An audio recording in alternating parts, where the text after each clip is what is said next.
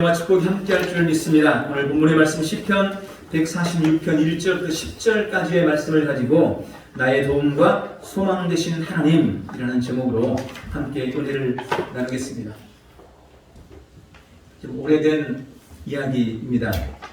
서울도 제대로 가보지 못한 시골 교회 어느 목사님이 미국에를 다녀오게 됐습니다. 미국에를 다녀오게 됐습니다. 초청을 받아가지고 미국에 가서 한 달 동안 이렇게 선교도 하고 또 여행도 하고 그렇게 돌아오시게 됐습니다. 그런데 미국에서 돌아와서 그때부터 만나는 사람들마다 미국 자랑이 시작된 거예요. 누구를 만나도 제가 미국에 갔었는데요. 목사님들마다 내가 미국 교회 예배에 참석을 했는데 미국의 어느 교회를 갔더니 하면서 미국 자랑을 계속 하는 목사님들 모임들 많고 또 지방에도 있고 총회도 있고 이런 모임들 있거든요. 그런데 가가지고 계속 그 얘기만 하는, 설교 시간도 빼놓지 않고 계속 미국 얘기를 하시고 사람들마다 이제 점점 지겨워지는 거죠. 어느 부흥회 초청을 받아가지고 갔는데 3박 4일 동안 부흥회를 인도하는 날 동안 설교 시간마다 한 번도 안 빼놓고 미국 얘기를 하시는 거예요. 어느 지방의 모임, 목사님들 모임이 결정이 돼가지고 이 목사님이 설교를 해야 되는데 지방에서 임원들이 가만히 생각해보면 이분이 설교를 했다가 또 미국 얘기만 하게 생긴 거예요. 그래서 안 되겠다. 좀 죄송하지만 이분은 설교 시키지 말고 이분은 그냥 축도 시키세요. 축도. 이렇게 해서 이 목사님한테는 축도를 해달라고 이렇게 부탁을 드렸답니다. 이제 모임 시간이 돼서 설교도 다 끝나고 이제 마지막 순서인 축도가 남아 있었습니다. 이 목사님이 단에 올라가지고 손을 들고 이렇게 축도를 했습니다. 지금은 내가 미국에 계실 때 함께 하신 우리 주 예수 그리스도의 은혜와 내가 미국에 계실 때 함께 하신 우리 하나님의 크신 사랑과, 사람은 누구나 자신이 한 어떤 특별한 경험이나 또 자신만이 가본 어떤 특별한 장소 혹은 자신이 가진 재능이나 어떤 지식, 어떤 특별한 가치에 대해서 자부심을 가지고 그것을 계속해서 말하고 싶고 자랑하고 싶어 합니다. 아마 다른 집에는 절대 없는 걸 내가 가지고 있다면 우리라도 가만히 있지 않을 거예요. 우리 집에는 이런 게 있는데 이게 얼마나 귀한 거냐면 하면서 아마 자랑을 하겠죠. 여러분에게는 그런 자랑거리 혹시 있습니까? 혹시 여러분이 가지고 있는 어떤 가치, 여러분이 마음속에 소중하게 간직하고 있는 그 어떤 것, 남에게 자랑하고 싶은 것 없습니까? 그것이 예수 그리스도가 되기를 바랍니다. 주님이 여러분에게 주신 은혜와 축복이 여러분의 간증, 여러분의 자랑거리가 되시기를 주님의 이름으로 축원합니다. 1967년 스페인의 마드리드에서 세계에서 4천여 명의 정신과 의사들이 모였습니다. 그리고 정신치료에 있어서의 인간의 가치라는 주제로 세계 정신과 의사 대회가 열리게 됐습니다. 이 대회에서 3명의 강사가 차례로 주제 발표를 하게 됐는데 첫 번째 강사는 롬이라는 박사였습니다. 롬 박사가 그는 인간이 진정한 가치를 발견하는 길은 사람의 마음속에 믿음이 있을 때다라고 말했습니다. 그에 의하면 인간은 믿음 안에서만 자신의 참된 가치를 발견할 수 있다는 것입니다. 두 번째 강사는 젠즈 박사였습니다. 그는 인간의 가치를 소망에서 찾았습니다. 그는 인간의 마음속에 소망이 있을 때 비로소 인간으로서의 긍지와 삶의 보람과 의미를 갖게 된다고 이야기했습니다. 세 번째 강사는 시친 박사였습니다. 그는 인간은 누구나 상처받은 마음을 갖고 살고 있다고 하면서 그 상처받은 마음을 치료할 수 있는 유일한 길은 무조건적인 사랑이라고 이야기했습니다. 이 무조건적인 사랑은 인간의 상처받은 마음을 치료할 뿐만 아니라 좌절과 회의의 구렁텅이에서 탈출시키는 유일한 능력, 끝없는 능력이라고 설명합니다. 주제 발표를 하는 사람들은 신학자가 아닙니다. 그들은 목회자가 아닙니다. 종교학자도 아니었습니다. 정신과 의사들이었습니다. 물론 미리 입을 맞추거나 주제를 함께 정하는 것도 아니었습니다. 그런데 인간의 정신세계를 연구한 정신과 의사들이 찾은 인간의 최고의 가치를 그들은 믿음과 소망과 사랑이라고 발표한 것입니다.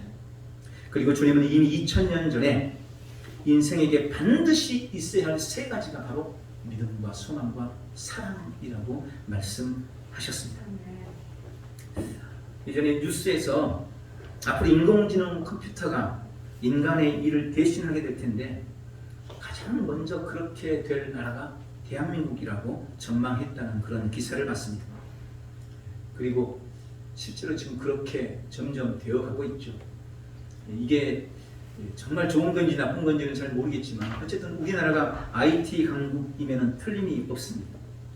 또 급속한 인구 감소로 세계에서 가장 먼저 스스로 사라져버릴 나라, 그 첫 번째 나라가 대한민국이라고 합니다. 이것도 물론 우리가 잘 알고 있는 알려진 사실입니다.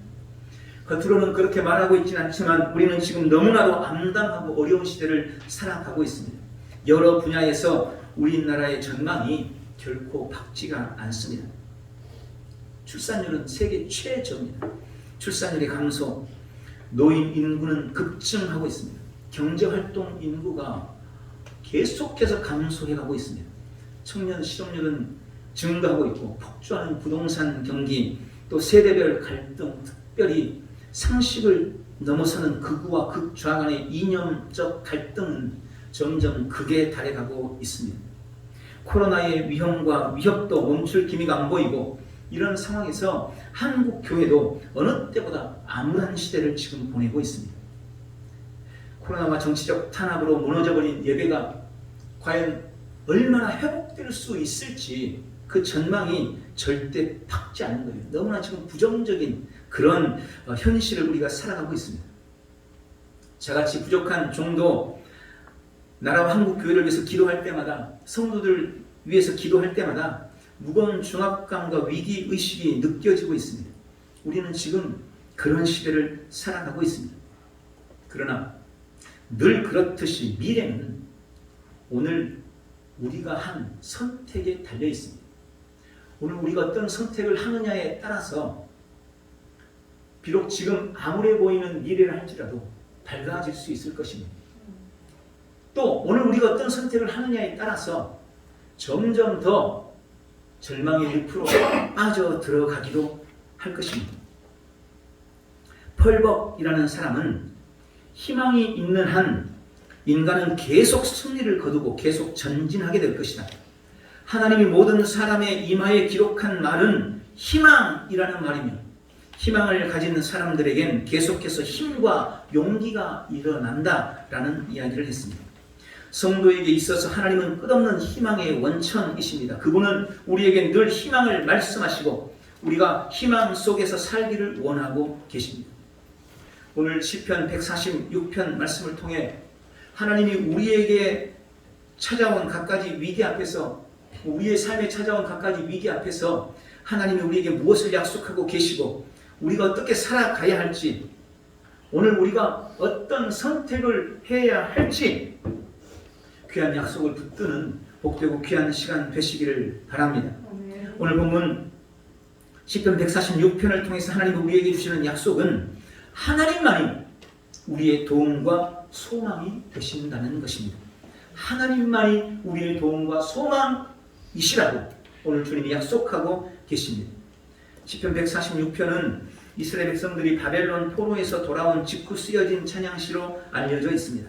하나님은 이스라엘을 택해서 그들을 높이고 그들을 통해서 세계 모든 나라가 하나님께로 돌아오기를 기대했습니다. 그러나 그런 하나님의 기대와 바람을 저버리고 이스라엘은 온갖 우상을 숭배했고 하나님의 날과 절기를 무시하고 범했으니 하나님의 율례와 법도를 업신여겼습니다. 그러다가 바벨론 포로가 되어 70여 년이라는 긴 시간을 고통 속에서 보내야만 했습니다.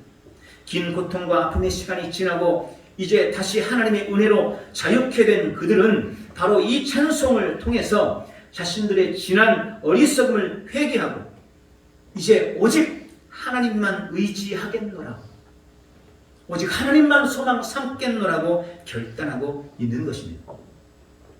우리가 구약 성경을 보면 실제로 다윗과 솔로몬이 왕이었을 때는 이스라엘이 그 국력이 매우 강하였습니다. 그래서 주변국들이 오히려 이스라엘을 두려워했고 또 여러 나라에서 이스라엘에게 조공을 바칠 그런 정도였습니다. 그런데 솔로몬 이후 나라가 남유다와 북이스라엘로 나누어지고 나서 국력은 급속도로 쇠약해졌고 그들은 주변국의 눈치를 보면서 겨우겨우 나라를 연명해가고 보존해가고 있는 그런 상황이 되고 말았습니다. 바벨론에 의해서 이스라엘이 남유다가 완전히 망하게 될 그 당시에도 그들은 주변 강국들의 눈치를 보느라고 바빴고 북이스라엘이 먼저 아수르에 의해서 멸망당하게 되었는데 그 모습을 보면서 남유다는 아수르에 빌붙어서 그들과 화친하고 그들과 형제 우애를 맺으면 우리가 잘 살 수 있지 않을까 이렇게 생각하고 아수르와 맹약을 맺게 됩니다. 그런데 그 맹약이 오래 가지 못했습니다. 아수르가 신흥 강국인 바벨론에 의해서 멸망하고 만 것입니다. 아수르가 멸망을 당하니 자연스럽게 아수르의 도움을 받고 겨우 명맥을 유지했던 남유다도 바벨론에 의해서 멸망하고 말았습니다. 오늘 보면 시편 146편은 바로 이러한 역사적인 사실이 배경이 되고 있는 것입니다. 오직 하나님만 의지했어야 할 하나님의 선민, 하나님의 백성 이스라엘이 하나님보다 아수르를 의지하고 그들의 권력자들을 더 의지하고 있었던 것입니다. 그렇게 하나님을 떠나버린 남유다는 아수르가 망하자 그들도 함께 망할 수밖에 없었습니다. 그러나 70여 년간의 긴 포로 생활 속에서도 하나님은 끝까지 믿음을 잃지 않는 그루터기들을 남겨두고 있었고 그들을 거룩한 씨로 삼아서 다시 이스라엘이 회복되도록 은혜를 베풀어 주시는 것입니다. 그들은 혹독한 환경 속에서도 하나님을 도움과 소망 삼음으로 복을 누리고 세상을 이기는 사람들이 되었습니다. 그리고 그런 고난의 시간을 보낸 이스라엘은 오늘 시편 246편의 찬양을 통해서 우리가 다시는 세상의 권력자들을 의지하지 않으리라. 우리가 다시는 도울 힘이 없는 인생을 의지하지 않으리라. 이제 우리는 오직 야곱의 하나님만을 도움 삼고 여호와 우리 하나님만을 소망 삼으리라고 결단하고 있는 것입니다. 여러분, 지금도 하나님은 우리의 완전한 도움이십니다. 여전히 하나님은 우리의 유일한 소망이십니다. 오늘 내가 너희의 도움이라고, 내가 너희의 참 소망이라고 약속하신 주님의 약속의 말씀을 붙들고 승리하는, 이 약속을 누리는 복되고 귀한 성도들 다 되시기를 예수님의 이름으로 축원합니다. 우리는 사람을 향한 의지와 소망을 내려놓아야 합니다. 하나님의 도우심과 긍휼을 구하려면 사람을 도움 삼고 사람을 소망하는 그 마음을 내려놓아야 하는 겁니다. 이스라엘은 하나님을 저버리고 사람을 의지하다가 혹독한 대가를 치릅니다. 온 나라가 멸망의 위기에 처했지만 아수르 왕이 했던 내가 너희를 도와주리라는 그 약속, 그 큰 군대에 지켜주리라던 약속이 지켜지지 않았습니다. 결국 그들은 적군의 칼 앞에 힘없이 쓰러져 갔고 그들의 아내와 딸들은 그들이 보는 눈앞에서 능욕당하고 적군에게 겁탈을 당해야만 했습니다. 열심히 모았던 재물들은 남김없이 약탈당했고 어린 자녀들은 다 끌려가서 노예가 되고 종이 되고 말았습니다. 그런 비극 앞에서 그들이 아무리 도움을 청했어도, 아무리 목 놓아 울어도, 목청이 터져라 소리쳐도 누구도 아무도 그들을 도와주지 못한 겁니다. 예레미야 17장 5절에 무릇 사람을 믿으며 육신으로 그의 힘을 삼고 마음이 여호와에게서 떠난 그 사람은 저주를 받을 것이라. 그러나 여호와를 의지하며 여호와를 의뢰하는 그 사람은 복을 받으리라. 잠언서 29장 25절 사람을 두려워하고 사람을 의지하면 올무에 걸리게 되거니와 여호와를 의지하는 자는 안전하리라. 시편 20편 7절 8절 병거와 말을 의지하는 사람은 비틀거리고 엎드러질 것이라. 그래서 우리는 하나님만 자랑하고 하나님만 의지하겠노라. 여러분, 주님은 선제를 통해서 계속해서 사람을 의지함에 대해서 경고해 오셨습니다. 우리는 사람을 의지해서는 안 됩니다. 주님의 경고를 가볍게 여겨서는 안 됩니다. 오늘 본문의 말씀에서도 사람을 의지해서는 안 되는 이유, 사람을 의지할 수 없는 이유를 우리 주님이 말씀하십니다. 먼저 우리가 왜 사람을 의지해서는 안 되는가? 사람이 가진 능력의 한계 때문이라고 말씀합니다. 오늘 주님이 우리에게 사람을 의지하지 말라고 한 것은 사람이 원체 악하기 때문에, 혹은 사람은 도와줄 줄 모르기 때문에 그런 게 아닙니다. 돕고는 싶어도, 도와주고는 싶지만 도울 힘이 없는 거예요. 도울 능력이 안 되기 때문에, 그래서 사람을 의지하지 말라고 말씀하고 있는 것입니다. 인간이 가진 능력의 한계가 있습니다. 오늘 그 한계를 본문은 한 3가지 정도로 그렇게 표현을 했어요. 먼저 인생은 호흡이 끊어지는 존재라는 것입니다. 성경은 사람의 생명이 코끝에 달렸다고 말씀합니다. 그런데 그 호흡이 반드시 끊어지고 만다는 것입니다. 사람은 누구나 죽습니다. 그리고 그 죽음의 때도, 그 죽음의 방법도 절대 우리 자신이 정할 수가 없습니다. 어느 날 불현듯 찾아오는 죽음, 갑자기 찾아오는 죽음, 전혀 예고 없이 예상하지 못했는데 갑자기 찾아오는 그 죽음을 우리는 그냥 담담하게 그냥 맞이해야 되는 거예요. 아니야, 좀만 기다려, 나 이날 죽을래, 나 이렇게 죽을래, 그럴 수가 없다는 거예요. 찾아오면 찾아오는 대로 그냥 맞이해야 되는 것, 그것이 우리 인생이라는 것입니다. 여기에는 예외가 없어요. 내 자식이 지금 나의 도움을 간절히 바라고 있는데, 내가 가서 그 자식을 도와줘야 하는데, 그런데 죽음이 나에게 찾아오는 것입니다. 나의 사정을 봐주지 않습니다. 기다려주지 않습니다. 누구나 그렇게 찾아오는 죽음을 피할 수가 없는 것입니다. 그것이 인생이 가진 무능이고, 그것이 인생이 가진 한계라는 것입니다. 또한 인생은 흙으로 돌아갈 존재라고 말씀합니다. 인생은 애초에 흙에서 왔습니다. 흙에서 왔다는 의미는 아무런 가치도, 아무런 힘도, 아무런 능력도 없다는 의미입니다. 무능력해.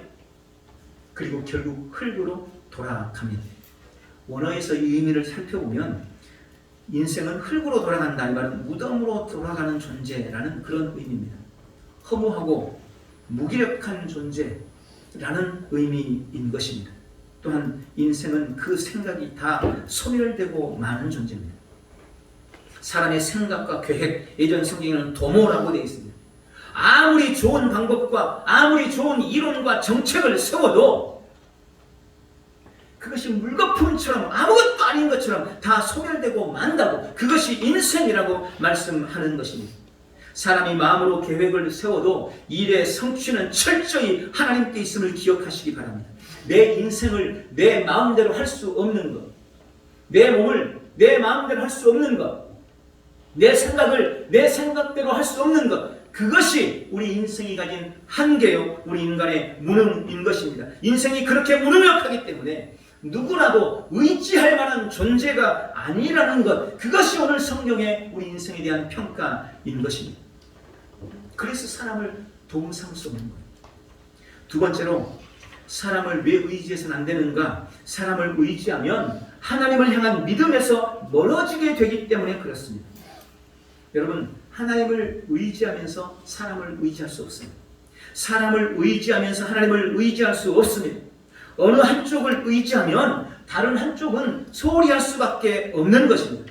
예수님도 그래서 두 주인을 섬길 수 없다고, 사람이 물질과 하나님을 같이 섬길 수 없다고, 어느 한쪽을 중히 여기면 어느 한쪽은 경히 여길 수밖에 없는 거라고, 그래서 오직 하나님만을 섬기라고 우리 주님도 말씀하셨습니다. 돈이든 사람이든 우리가 그것을 의지하면 의지할수록 하나님께 대한 믿음과 신뢰에서는 멀어질 수밖에 없다는 것을 우리는 분명히 알아야 합니다. 그래서 우리는 사람에 대한 인식과 태도를 좀 명확히 할 필요가 있습니다. 사람에 대한 인식과 태도를 분명히 하셔야 됩니다. 그 대상이 남편이든 아내든 부모든 자식이든 사람에 대한 분명한 태도, 분명한 인식을 취하십시오. 여러분, 사람에 대해서 그렇게 마음을 정하시기 바랍니다. 사람은 그가 누구든 사랑과 배려의 대상일 뿐 믿음과 의지의 대상은 아니다. 다시 한번, 사람은 그가 누구든 사랑과 배려의 대상이지 믿음과 의지의 대상은 될 수 없다. 여러분, 그것이 우리가 모든 사람들을 향한 우리의 인식과 태도여야 한다는 것입니다. 사람에 대한 맹목적인 신뢰나 믿음이 얼마나 위험한지 우리는 이미 여러 가지 경험들을 통해 잘 알고 있습니다. 사람에 대한 맹목적인 믿음과 신뢰가 얼마나 위험한지. 우리나라 정치 현실에서도 또 이단이나 사이비 같은 경우도 여러분 사실은 다 그런 맹목적 믿음의 결과라는 것을 우리는 알아야 합니다. 사람을 의지하고 믿는 것은 그 믿음이나 신뢰라는 것 그 자체가 문제가 아니라 믿음과 신뢰의 대상인 그 사람이 온전하지 않기 때문에 문제가 되는 것입니다. 여러분, 온전한 사람, 완벽한 사람을 신뢰한다면 그게 무슨 문제가 되겠어요? 그런데 사람은 누구나 처음에는 좀 그럴듯해 보여요.